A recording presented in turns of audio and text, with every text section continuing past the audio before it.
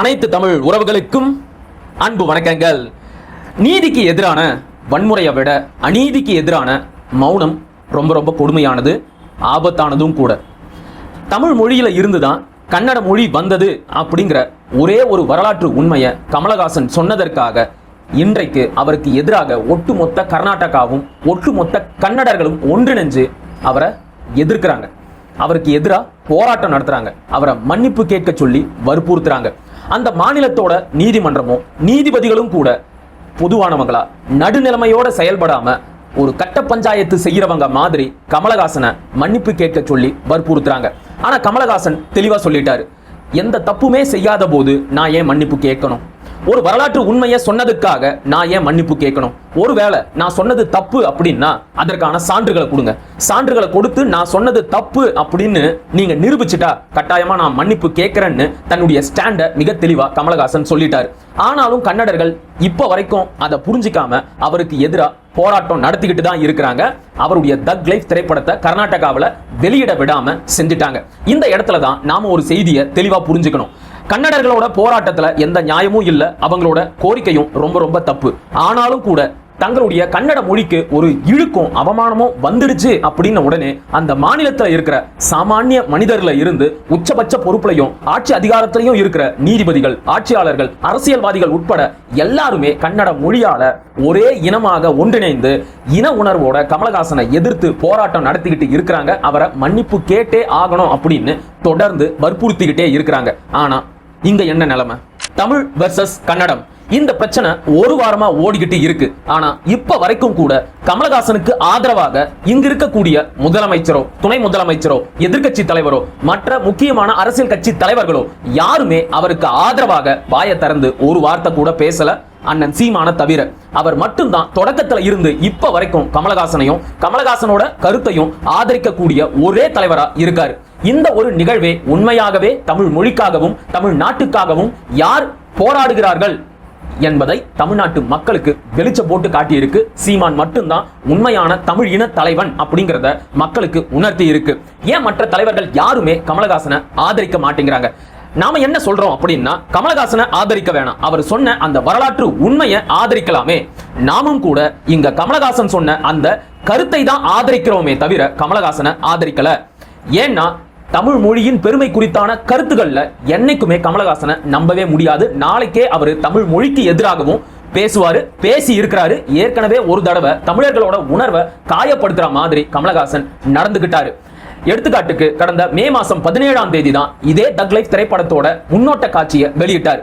மே மாதம் 17ஆம் தேதி என்ன நாள் என்பது நம்ம எல்லாருக்கும் நல்லாவே தெரியும். தமிழர்கள் இனப்படுகொலை செய்யப்பட்ட நாள். அந்த நாட்கள்ல இப்படிப்பட்ட கூத்தாடும் நிகழ்ச்சிகள் எதையும் வச்சிக்காதீங்க அப்படின்னு தொடர்ந்து திரை கூத்தாடிகளுக்கு நாம வற்புறுத்திக்கிட்டே வந்தோம். ஆனா அது எதையுமே காதுல வாங்கிக்காம கமலஹாசன் வேண்டுமென்றே இதே நாள்ல தான் நான் என்னுடைய படத்தின் முன்னோட்டத்தை வெளியிடுவேன் அப்படின்னு தமிழர்களோட உணர்வை கொச்சப்படுத்தி காயப்படுத்தி அந்த நாள்ல தக் லைஃப் திரைப்படத்தோட முன்னோட்ட காட்சியை வெளியிட்டாரு. அதனால தான் சொல்றேன், கமலஹாசனை என்னைக்குமே தமிழ் மொழி குறித்தான விடயங்களில் நம்பவே முடியாது. எப்ப வேணும்னாலும் கால வாரிடுவாரு. சரி, நாம விடயத்துக்கு வரலாம்.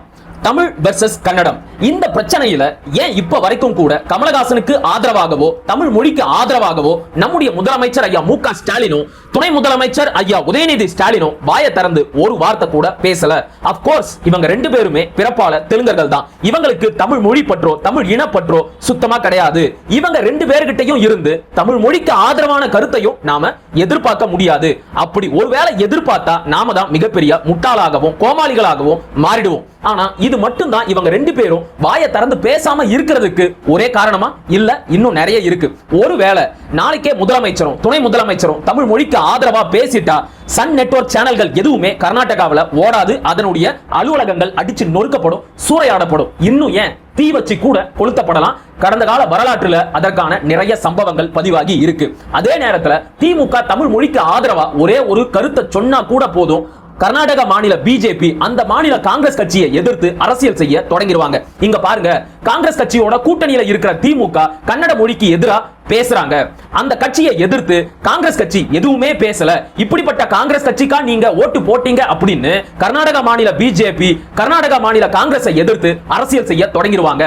இந்த காரணத்தை எல்லாம் கணக்கு போட்டுதான் முதலமைச்சர் ஐயா மு.க. ஸ்டாலின் அவர்களும் துணை முதலமைச்சர் ஐயா உதயநிதி ஸ்டாலின் அவர்களும் ஏன் கனிமொழி உட்பட எந்த ஒரு முக்கியமான திமுக தலைவர்களும் இந்த பிரச்சனையில வாயை திறந்து ஒரு வார்த்தை கூட பேச மாட்டேங்கிறாங்க. தெளிவா தெரியுது, தங்களுடைய வியாபார தேவைக்காகவும் அரசியல் தேவைக்காகவும் தமிழ் மொழியின் பெருமைகளையும் தமிழ் இனத்தின் உரிமைகளையும் திமுக விட்டு கொடுத்திருக்கு. இன்னும் கூட நான் குறிப்பா சொல்றேன், திமுக கன்னடர்களிடம் தமிழ் மொழியையும் தமிழ் இனத்தையும் காட்டி கொடுத்திருக்கு. ஆனா நமக்காக பேசாத இந்த வாய்கள் ஐபிஎல் மேட்ச்ல பெங்களூரு அணி கோப்பையை வென்றதுக்காக அவங்கள பாராட்டி வாழ்த்தி எக்ஸ் தளத்துல பதிவு போடுது. இந்த இடத்துல தான் நமக்கு ஒரு கேள்வி வருது, முதலமைச்சர் ஐயா மு.க. ஸ்டாலின் அவர்கள் யாருக்கான முதலமைச்சர்? தமிழ்நாட்டுக்கான முதலமைச்சரா இல்ல கன்னடர்களுக்கான முதலமைச்சரா? திமுக தான் இந்த விடயத்துல எதுவுமே பேசல. ஆனா திமுகவிற்கு முட்டு கொடுக்கக்கூடிய திராவிட பக்கவாத்தியங்களான திமுகவிடம் வாங்கி தின்று வயிறு வளர்த்து உயிர் வாழக்கூடிய அறிவாலய வாசல் பிச்சைக்காரரான ஐயா சுபவீரபாண்டியனோ ஓசிசோரு வீரமணியோ பூட்டிய வீட்டிற்கு முன்பு நின்று சவுண்ட் விடக்கூடிய கோழை ராமகிருஷ்ணன் எனப்படுகின்ற கோவை ராமகிருஷ்ணனோ கொளத்தூர் மணியோ ஏன் இந்த விடயத்துல வாயை திறந்து எதுவுமே பேச மாட்டேங்கிறாங்க? இந்தி மொழியை எதிர்த்து போராடி தமிழ் மொழியை நாங்கள் தான் காப்பாற்றினோம் அப்படின்னு மேடைக்கு மேடை பெருமை பீற்றிக் கொள்ளக்கூடிய இந்த திராவிட தலைவர்கள் ஏன் இன்றைக்கு கன்னடர்கள் எல்லோரும் தமிழ் மொழியை எதிர்க்கும் போதும் தமிழ் மொழியை அவமதிக்கும் போதும் அவர்களுக்கு எதிராக கருத்து சொல்லாம அமைதியா அதை கடந்து போறாங்க? ஒருவேளை கன்னடர்கள் எல்லோருமே இந்த திராவிடர்களோட தலைவரான ராமசாமியோட சொந்தக்காரங்க அப்படிங்கறதுனால இத பத்தி வாயை திறந்து பேசாம மௌனமா இருக்கிறாங்களோ? சரி, இவங்களை எல்லாம் கூட விடுங்க. ஆனா ஒரு தமிழராகவே இருந்தாலும் எதிர்க்கட்சி தலைவர் ஐயா எடப்பாடி பழனிசாமி கூட இந்த விடயத்துல தமிழ் மொழிக்கு ஆதரவா ஒரு கருத்தை கூட சொல்லவே இல்லை. ஏன்? அவருக்கும் அதே அரசியல் நிர்பந்தம் தான். ஒருவேளை ஐயா எடப்பாடி பழனிசாமி அவர்கள் தமிழ் மொழிக்கு ஆதரவாகவும் கமலஹாசனுக்கு ஆதரவாகவும் ஏதாவது ஒரு கருத்தை சொல்லிட்டா போதும், கர்நாடக மாநில காங்கிரஸ் கட்சி கர்நாடக மாநில பிஜேபியை எதிர்த்து அரசியல் செய்ய தொடங்கிடுவாங்க. இங்க பாருங்க, பிஜேபி கூட கூட்டணியில இருக்கிற அதிமுக கன்னட மொழிக்கு எதிராக பேசி இருக்கிறாங்க. இப்படிப்பட்ட பிஜேபி கட்சிக்கா நீங்க ஓட்டு போட்டீங்க அப்படின்னு அந்த மாநில மக்கள் மத்தியில பிஜேபிக்கு எதிராக பரப்புரை செய்வாங்க. ஆக ஐயா எடப்பாடி பழனிசாமியும் அரசியல் நிர்பந்தங்களால தமிழ் மொழிக்கு ஆதரவாக எந்த ஒரு கருத்தையும் சொல்லாம அமைதியா இருக்கிறாரு. இந்த தமிழ் இனத்திற்கு மாபெரும் துரோகத்தை செஞ்சிருக்கிறாரு. ஐயா விஜயை எடுத்துக்கிட்டாலும் அவருக்கும் இதே நெருக்கடி தான். ஒருவேளை விஜய் தமிழ் மொழிக்கு ஆதரவாகவும் கமலஹாசனுக்கு ஆதரவாகவும் ஏதாவது ஒரே ஒரு செய்தியை சொன்னா கூட போதும், அவருடைய ஜனநாயகன் படம் கர்நாடகாவில் வெளியாகாது. ஆக திரு விஜய் அவர்கள் தன்னுடைய வியாபார தேவைக்காகவும் லாப நோக்கத்திற்காகவும் தமிழ் மொழியோட பெருமையை விட்டு கொடுத்திருக்கிறாரு. இப்படிப்பட்ட தமிழ் மொழியின் உணர்வற்ற தமிழ் இன உணர்வற்ற தலைவர்களால தான் கன்னடர்கள் இன்றைக்கு தமிழர்களை தொடர்ந்து அவமதிக்கிறாங்க, அவங்களை தாக்குறாங்க, தமிழ் மொழியையும் இழிவுபடுத்தி பேசுறாங்க. இப்படிப்பட்ட தலைவர்கள் தமிழ்நாட்டுக்கு தேவையா? சிந்திச்சு பாருங்க மக்களே.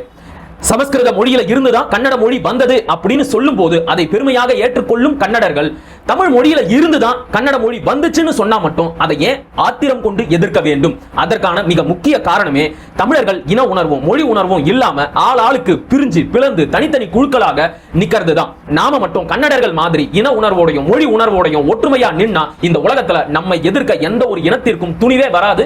எல்லா இடங்களிலும் வெற்றி பெறக்கூடிய ஒரு இனமாக தமிழ் இனம் உயர்ந்து நிற்கும். இது தெளிவா புரியுதா? இந்த பதிவோட இறுதியில ஒரே ஒரு விடயத்தை சுட்டிக்காட்டி முடிச்சுக்கலாம் அப்படின்னு நினைக்கிறேன். நான் கொஞ்ச நேரத்துக்கு முன்னாடி சொன்ன மாதிரி தமிழ் மொழிக்கு ஆதரவாக பேசாத ஐயா மு.க. ஸ்டாலின் அவர்கள் ஐபிஎல் கிரிக்கெட் போட்டியில பெங்களூரு அணி கோப்பை வென்றதுக்காக அவங்களை வாழ்த்தி பாராட்டி எக்ஸ் தளத்துல பதிவு போடுது அப்படின்னா ஐயா ஸ்டாலினோட மனசுல என்ன ஓடி இருக்கும்? நாம என்னதான் தமிழ் மொழிக்கு எதிராக நடந்துகிட்டாலும் இந்த முட்டாள் தமிழர்கள் அதையெல்லாம் நினைச்சு பார்க்காம நாளைக்கே 500 1000 கொடுத்தா அதையெல்லாம் வாங்கிட்டு அமைதியா நமக்கு ஓட்டு போட்டுடுவாங்க அப்படிங்கிற எகத்தாலும் ஆணவமான ஒரு எண்ணத்தோட தான் அந்த பதிவை போட்டு இருக்கிறாரு. இப்படிப்பட்ட ஆணவ மனநிலைக்கு வரப்போற சட்டமன்ற தேர்தல்ல நாம தகுந்த பதிலடியா கொடுக்கணும். இவங்களை தோற்கடிச்சு காட்டணும். தமிழர்களுக்கு இன உணர்வும் மொழி உணர்வும் இருக்கு அப்படின்னு நாம நிரூபிச்சு காட்டணும். அப்பதான் இன்னொருத்தன் இந்த மாநிலத்துல தமிழ் மொழிக்கு எதிராகவும் தமிழ் இனத்திற்கு எதிராகவும் அரசியல் செய்ய அச்சப்படுவான். இது தெளிவா புரியுதா? இத மனசுல வச்சுக்கோங்க. மீண்டும் ஒரு காணொளியில் சந்திப்போம். அதுவரை இணைந்திருங்கள். இது உங்கள் நெற்றிக்கன். நான் உங்கள் மகிழன். படிப்போம், பகிர்வோம், பயன்பெறுவோம், கற்போம், கற்பிப்போம், களமாடுவோம். தமிழ் வெல்க, தமிழர் வாழ்க, தமிழ்நாடு வளர்க, தமிழ் தேசியம் மலர்க மலர்க மலர்க. நன்றி, வணக்கம்.